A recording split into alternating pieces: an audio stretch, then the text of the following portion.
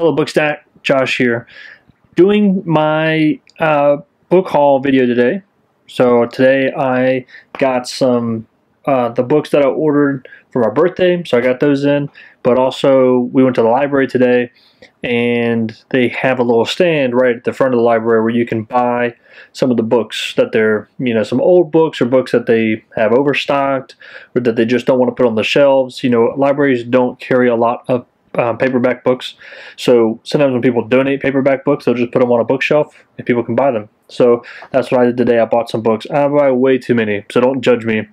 I'm also going to reveal some other things that I don't want you to judge me on. All right, so we'll get started. I'll show it to you one at a time, and then we'll do the stack, the haul. All right, so first up, so you can see that Lord of the Rings box set, right? 75th anniversary edition. Now, again, this is something I don't want you to judge me on, but this is not my only copy of The Hobbit, right?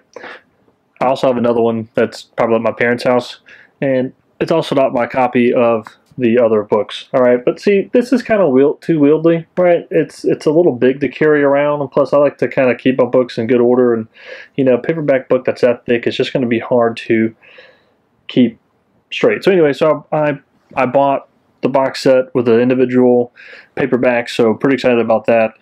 But speaking of big, thick paperback books, I think this only comes in this version. I didn't see it in the hardback version, but Ray Bradbury anthology, right? It's kind of thick.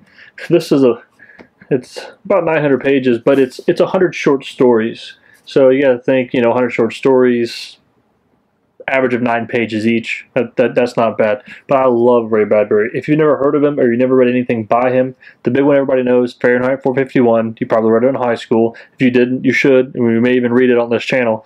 But Ray Bradbury short stories, pretty excited. I want that one for a long time.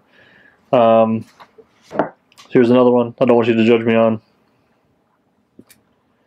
The Iliad and the Odyssey box set. So make sure you can see that. There we go. All right. Now, this, again, it's not my only copy.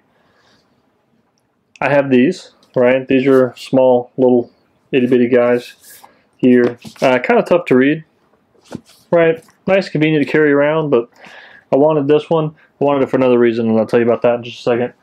But also, Barnes & Noble's leather-bound edition, right? Kind of cool, right? Pretty nice. Again, don't want to be carrying this around or, throwing it in the car on a trip or taking it outside or whatever. That's just me. Again, I'm weird about my books. Everyone knows it. Now you know it. But also, this is a different translation. So this is Robert Fagel's translation. It's supposed to be a very good translation, and this is the one I'm thinking about doing for BookStack. Let me know in the comments if you want to read the Iliad as our first book. I've been thinking about it, maybe, maybe not. It's kind of a long read, kind of a tougher read, just because it's, it's so old. It's very old. We're going to talk about the history of the Iliad, what it means, where it comes from, who wrote it. Homer, of course, wrote it, but not Homer Simpson, different Homer. We're going to talk about him and why he's important. But anyway, in the comments, if you want to read the Iliad as the first book, put it down in the comments, and or if you have a different suggestion, again, I'm open. So long as it's classic, we'll look into it. All right, next, and again, I know it's a lot. Don't make fun of me. Again, no judging on this channel. Anton Chekhov. Some of you guys may have heard of him. Some of you may not have heard of him. But he does a lot of shorts. He's a short story writer as well. Supposed to be very good. So we got that. Washington Irving. I'm sure a lot of you guys have heard of Washington Irving. This is the Alhambra.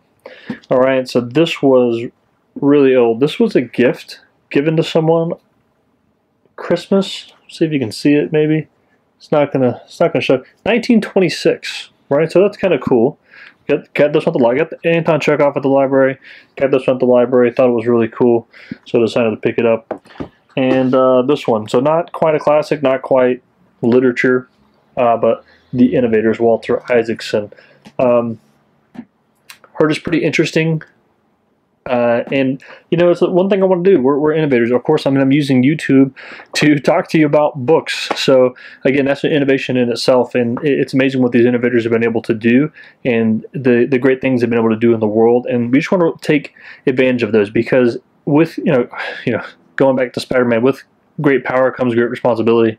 With the ability to communicate and with the ability to do so much, we have a responsibility to use it right, and to use it in the right ways. So we want to make sure that we're taking advantage of technology to do good, and not taking advantage of technology to do anything that could harm other people. So I found that's pretty interesting in how to make the world better, a better place for everyone to live in.